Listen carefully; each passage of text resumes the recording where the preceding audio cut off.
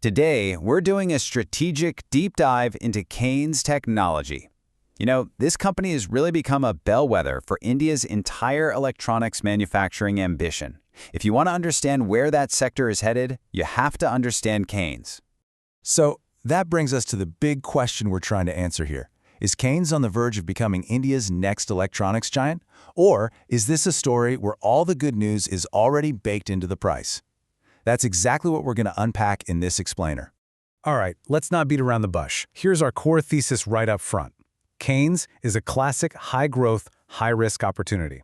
It's a direct bet on India's manufacturing ambitions, but, and this is the important part, its sky-high valuation is a bet on flawless execution. There is absolutely no margin for error. Okay, so here's our roadmap for today. We're going to start with the company's strategic position in the market and what's driving its growth. Then, we'll get into that premium valuation and really pick it apart. After that, we'll stress test the risks, and finally, we'll wrap it all up with our final verdict. So let's kick things off with Kaynes' strategic position. Now, it's really important to get this. They aren't just your typical contract manufacturer. Their game is a lot more sophisticated than that. And this slide really gets to the heart of their strategy. Just look at this revenue mix. See, unlike their competitors who are heavily tied to the ups and downs of consumer electronics, Kaynes is all about these big B2B segments, industrial, EV, and automotive. This isn't an accident. It's a very deliberate choice. And why does that B2B focus matter so much? Well, it's their key advantage. With more than half their revenue coming from industrial and EVs, they're playing in high-value, high-margin spaces. We're not talking about churning out millions of low-profit gadgets. We're talking about complex products for tough, regulated industries like aerospace and medical. And what does that get them? Long-term contracts, super sticky clients, and a business that's pretty well insulated from the crazy swings of consumer demand. All right, now let's talk about the engine that's supposed to drive all this growth. This is where the strategy gets really, really ambitious, because Kaynes is making a very aggressive move up the entire electronics value chain. The big idea here is something called vertical integration. It's a classic business strategy, but Kaynes is taking it to a whole new level.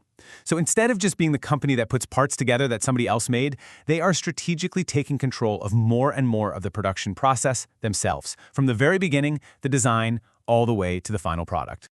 You can actually map out their journey right here. They started out in traditional assembly, printed circuit boards and box builds. Then they took their first big leap, moving into fabricating these high-tech, high-density circuit boards, or HDI PCBs, which are crucial for smaller, more powerful electronics. But now they're making their most critical move yet, jumping right into the semiconductor game with something called OSAT. So what is OSAT? It stands for Outsourced Semiconductor Assembly and Test, and it's basically the last absolutely critical step in making a computer chip. It's where you take the raw silicon wafer and turn it into the finished working chip that goes into everything. By getting into this space, Kaynes is going from being just another supplier to a truly foundational player in India's whole semiconductor mission.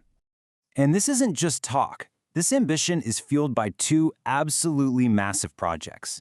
First, you've got the OSAT facility in Gujarat. That's a 3,300 crore rupee project. And second, an even bigger investment, almost 5,000 crore rupees, for that high-density PCB plant down in Tamil Nadu. These are the twin engines that are supposed to power the company's entire future. And believe me, the market has noticed. The expectations tied to these projects are just huge. Analysts are forecasting that revenue will more than double by FY28. That's a compound annual growth rate of a whopping 48%. This is the explosive growth story that everyone is buying into. Which leads us perfectly to the next big topic, unpacking that valuation premium.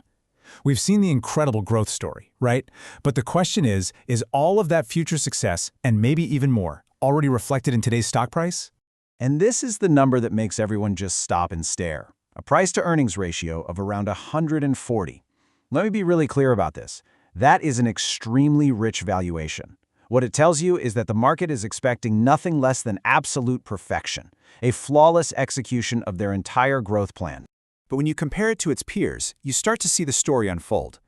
Look at the PE ratio column.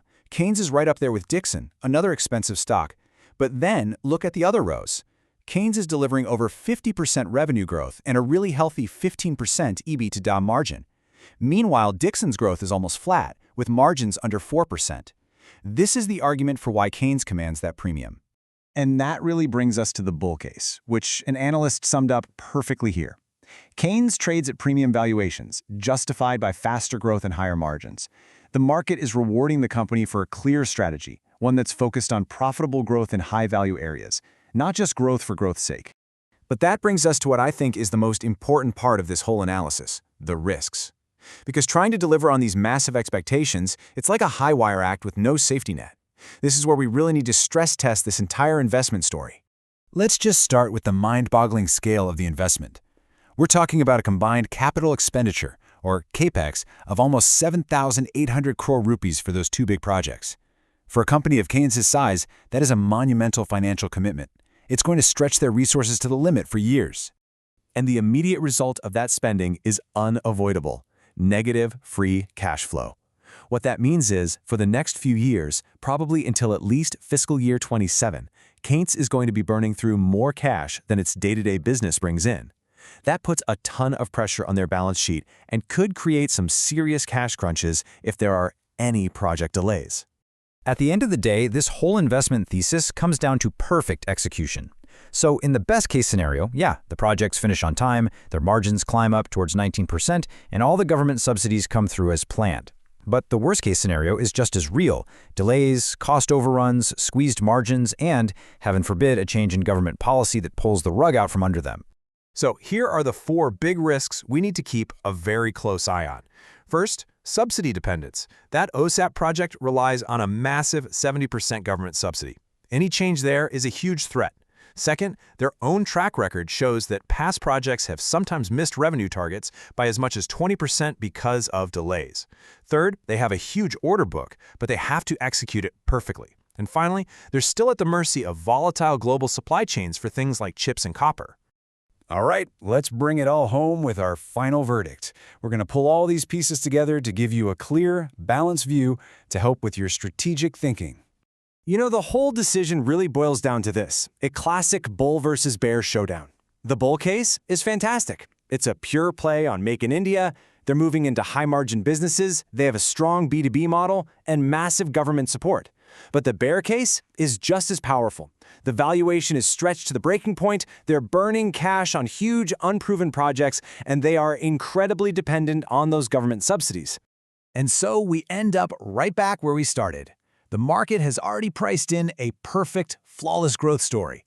The fundamental question for any investor is simple, but it is incredibly hard to answer. Can Kaynes actually deliver the perfect future that its valuation already demands?